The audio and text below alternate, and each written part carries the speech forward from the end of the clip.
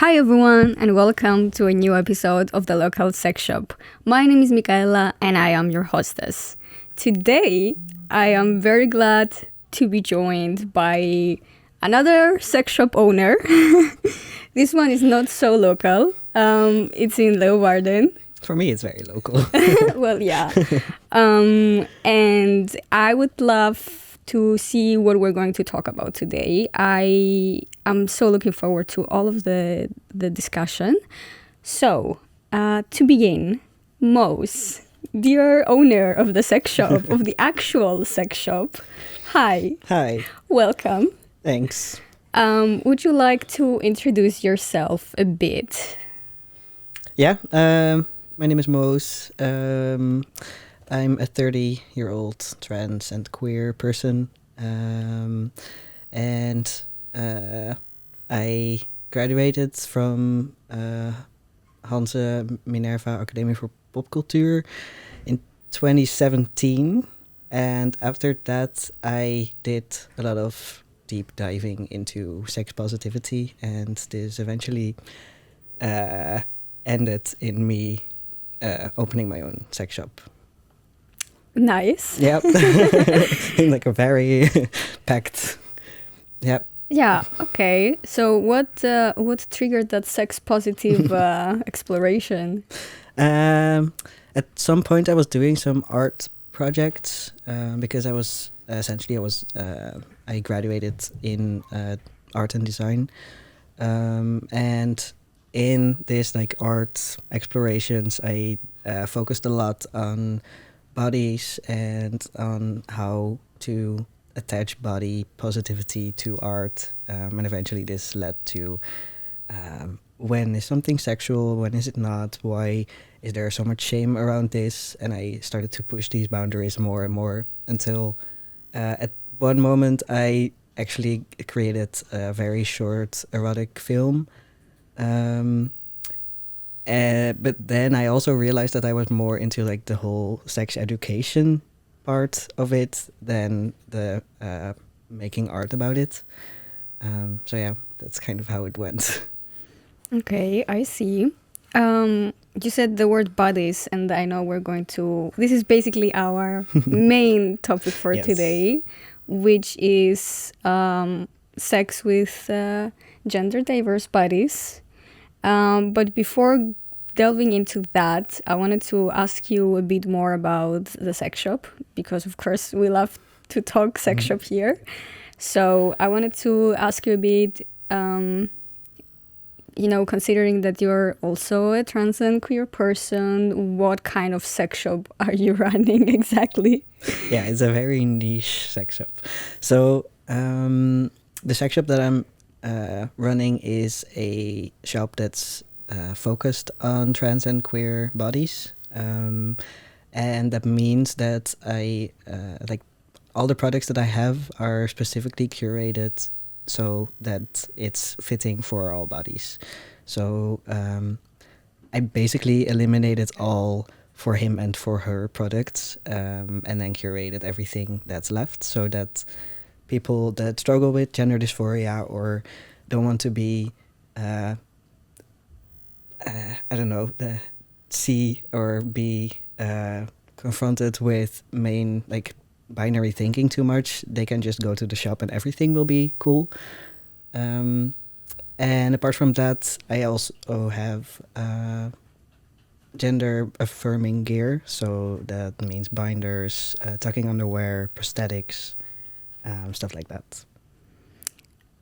I will get back at this in a while, because I think you brought something for us to look at. Yes. Oh no, I didn't have it. Oh no.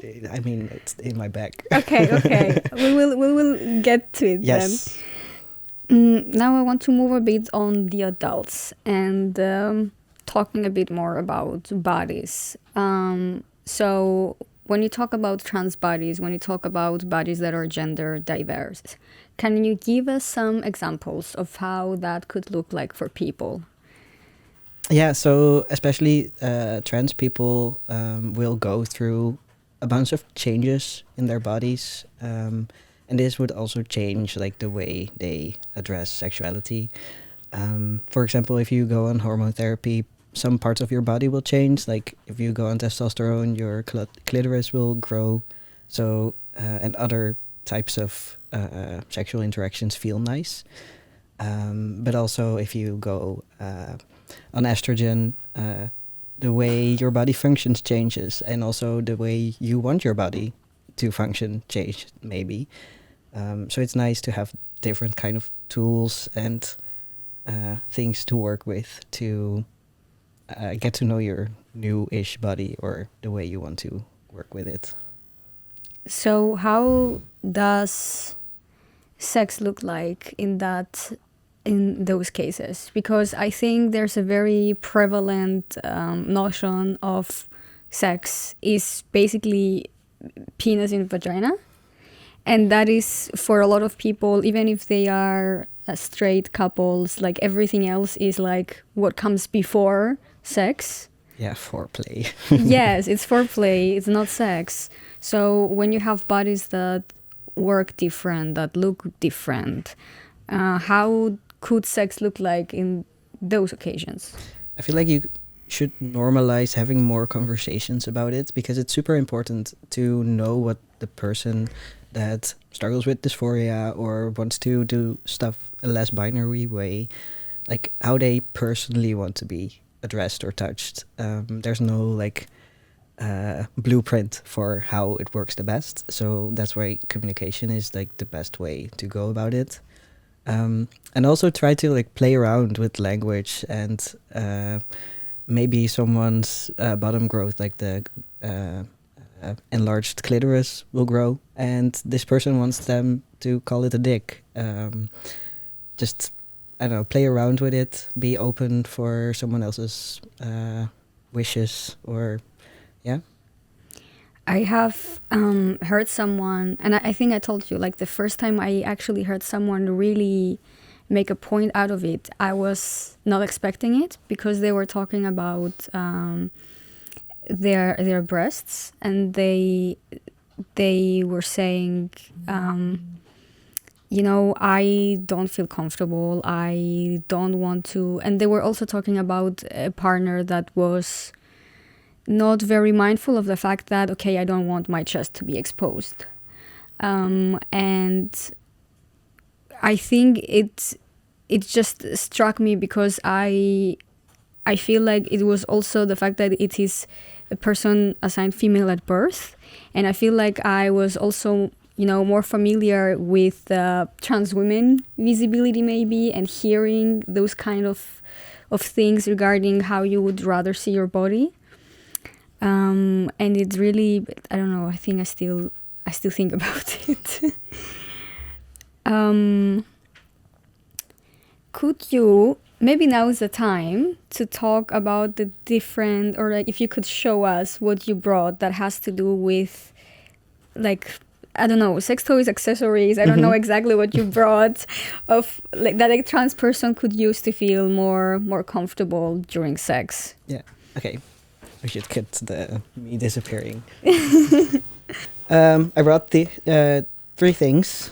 I think one example is a toy that is a good example of that works for everyone. There are some brands I found out that aim a lot at being accessible for different bodies, different sexualities, different everything. So this is like a flat vibrator, but also a massage tool. And you can basically use it on every body part, and also the whole marketing is just neutral. So it's a really nice thing. And then I brought these 2 because it's interesting. I'm going to advertise it on the camera. This is it. Yes. Wait, I don't know. Okay. Go buy it. Yeah, go get it. Go get it. And then I have these 2, which are both strokers. And I think most people will know what a stroker is. It's like a sleeve which you can use for genitals to give it a massage, basically, with structure. But most of the time, it's only available for people with assigned male at birth. Like this one, But most of the time, it's also marketed with like a women, like a cis woman on the box because it has to like She's gonna use it on him. yeah, or it's like to replace the women. It's like a pussy or something. Ah. But this one is like completely neutral in marketing and has like all different pronouns on the packaging, which is nice because it just gives the more inclusive marketing. But also for bottom growth, there are tiny ones available. And I feel like this is still something that needs more research, but it's a really good start that it's here and that it's marketed in the right way. So it's basically like this, a tiny stroker. Okay. So you said stroker, but I was not exactly in my head connecting. Would that be the equivalent of a very gendered like fleshlight? Yes. Okay. See, Yep. see. This is, we need keywords, and I think we talked about it last time. Wait, I'm gonna hold this up again, also, so that maybe people can see it. It just looks like it has ridges on the inside. Yeah, it has like a structure with like balls and ridges. Yeah. So I think we were talking about the fact that this is a very personal opinion. I think you also shared it a bit, but the fact that sex toys that try to look like genitals are coming from hell. Because I just think that it kind of takes away the person. Yeah. And it reduces it to, I want a certain, like, these kind of genitals to... And also it makes the people that have this kind of genital more like a product to use for sexual purposes than like, I mean, a person. Yes, So yes. it works both ways. And I think it's really nice if they get a certain product and just reframe it in more like a tool kind of way. Like, hey, this is something that feels nice. And it's not like representing something that's a human body. Yes, absolutely. I also think it's really, like, especially with dildos, for example, I think if you're a cis man and you work into a sex shop with those kind of things, you, even if you didn't have an insecurity before, you will suddenly have an insecurity. Because some things are just, I'm like, this is insane. Like, this is not something that most people would want to have. No, and especially if it's like actual shape like a penis, it's very, yeah, I agree with you.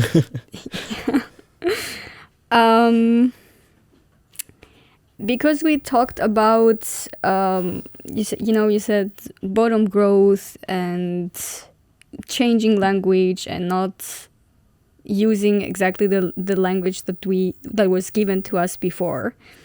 I wanted to ask, because I can imagine that it's a big change and it's a big it's a new thing to get used to, that even if you want to get used to, it might be tricky. What would you say to people who might say, we have certain words and they mean certain things and it's for a certain reason, and why are you trying to change that, and why are you trying to basically make us forget what we know and replace that? I am not. I think that's the short answer. We shouldn't like delete this language, because for a lot of people, it's the language that works and that's gender affirming for them.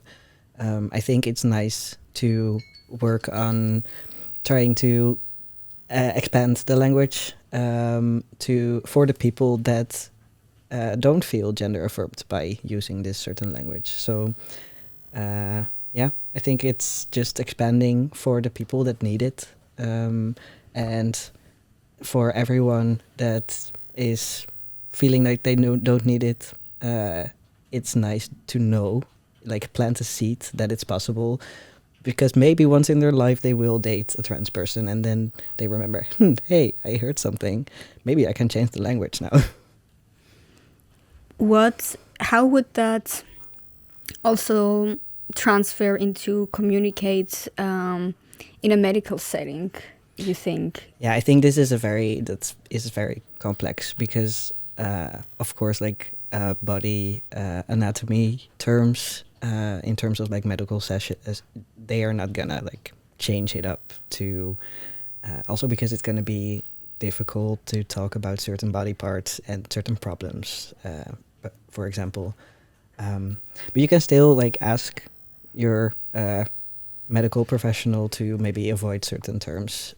You can always talk about it, but I don't feel like we should completely delete medical terms out of our. And I think also there's also a lack of, well, in medicine, lack of language to describe more things and to, sorry a minute, and to actually approach clients. Because I was thinking yesterday, actually, I was thinking that I've had conversations with, like, I had a trans man and a trans woman that we were talking about the fact that, I don't know how to get tested for STIs because I keep going to, to the doctor and they tell me, I don't know what to give you, get both. And so I think that's also a problem of how to actually approach trans healthcare. Yeah. Yeah, with STDs, it's specifically very complex, and I feel like they really want, like the GGD, they want to do well, but they just don't have the resources yet to do it well. I'm gonna work on that though. Okay, I will be looking forward to see what Thanks. you do with it. And I wanted to also ask you, because you had approached me for this episode, which I love because I already had a suggestion for it. So I was like, this is perfect. And you wanted to bring up especially some challenges that if you are trans, you might deal with in intimate relationships or something in that regard. Yeah, I feel like there's, I mean, it's very bound to like the why I'm doing this. It's also because of like safety and happiness for trans people in general. Because there's this very big lack of knowledge about things, and I think it's very sad because it creates a very unsafe environment for a lot of trans people, because like the numbers of trans people here in the Netherlands that experience sexual violence is 20%, and even for trans men it's like 33%. And I think in general that's based in also lack of education, like sex education in high school, because it's just focused on reproduction and not about sexual safety. So yeah, I think with my shop I want to like add some positive sex education so that people also feel more secure and safer. Is it safe in terms of, because you said it's focused on reproduction, is it physical safety or is it relational safety? I think both. Because of this lack of education, like people don't know about like trans people and trans bodies, and they will like I think a lot of negative thoughts on trans people comes from not knowing, and I think sex education is like the root of that. So it's both in like public, in relationships, everywhere. Totally agree.